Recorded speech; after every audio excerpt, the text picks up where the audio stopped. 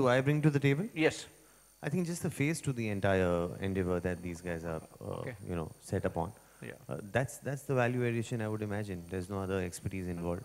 Uh, just the recall value that they see my face, it might Yeah. draw Right. their interest and eventually to what the platform that they're offering. So, okay, what are you, as part of this particular campaign, what more are you going to do? I mean, the face obviously sells, but I am looking at in terms of, are you going to be a part of some road show or something like that in which they might want to do? No such extensive plans have been made. I think Yeah. um, the film that you saw that, No, I just came a little late. which is going to be played out on Yeah, yeah. on the Right. internet. Yeah. And apart from which, I don't think as of now they have any extensive plans. Maybe for the third edition of it. Okay, okay, thank you so much. Yeah.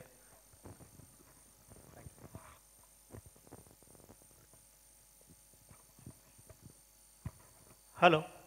Sir, I have three questions for you. First is, we have the reports that because of GST implications, many people are not keen to buy houses as of now. They are waiting for the GST announcement. Second, are you planning anything to tap the seventh pay commission? I mean the government employees to go for this sale process part. And third, what target you have for the under construction and the ready position properties? Okay. So GST impact is a gray area right now, and although GST will be implemented, what inputs will a developer be able to take? So if you see a percentage of a project, anyway we pay service tax right now. So the implication might be maybe a 0.1 to a 0.2% on the service tax that already is being paid because of the inputs on the material. Can we take it or not? So there's a debate going on there. I don't think any of the developer can afford to stop his project because of GST, or even a buyer will stay back because the discounting happening in this period, or let's say people, the offers that are in this market. I don't think once the inventory levels are, see what we are seeing a very tricky trend in the market. With GST and RERA and everything coming in, new launches will slow down. Because people, the bigger brands especially, will try to readjust, because real estate has been taken from the most unregulated and unorganized industry, and the government has not taken step 1, step 2, and they have taken them to step 10 of regulation, which is more than the banking. So there is going to be a lot of disruption that will happen in between. So actually, if you see next year, the inventory levels might drop down actually, when RERA kicks in and GST kicks in, because what are the tax implications, what are the legal implications, what are the risks added because of these. So people will play a wait and watch game rather than bleeding.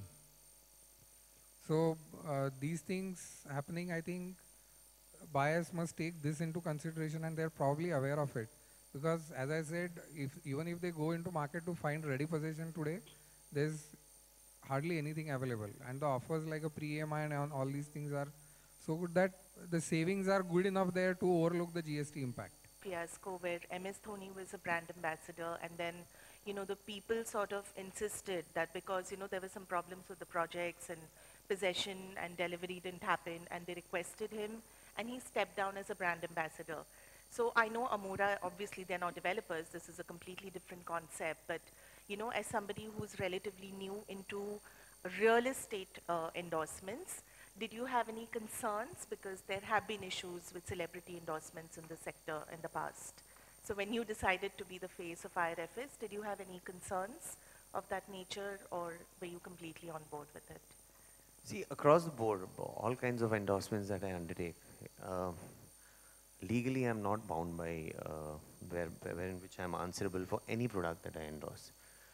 And I think that's quite a well-known fact even amongst the people. What I bring to the table is not any surety of what the product will deliver. I am only endorsing the product on the basis of being a celebrity and giving a face value to that product.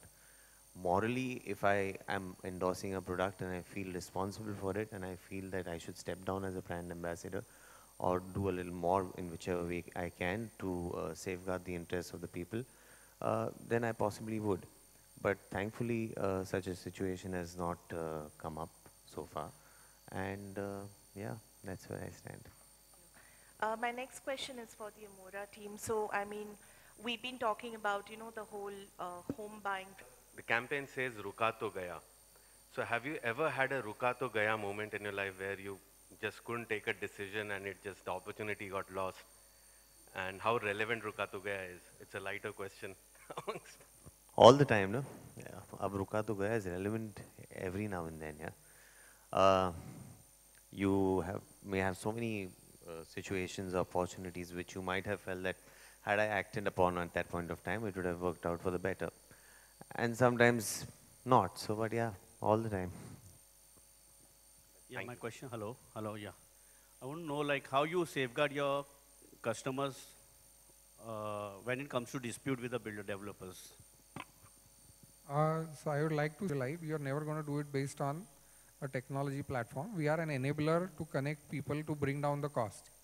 Eventually, all the due diligence has to be done by the customer one more time. And the transaction has to be completed only if he's satisfied about what he's getting in.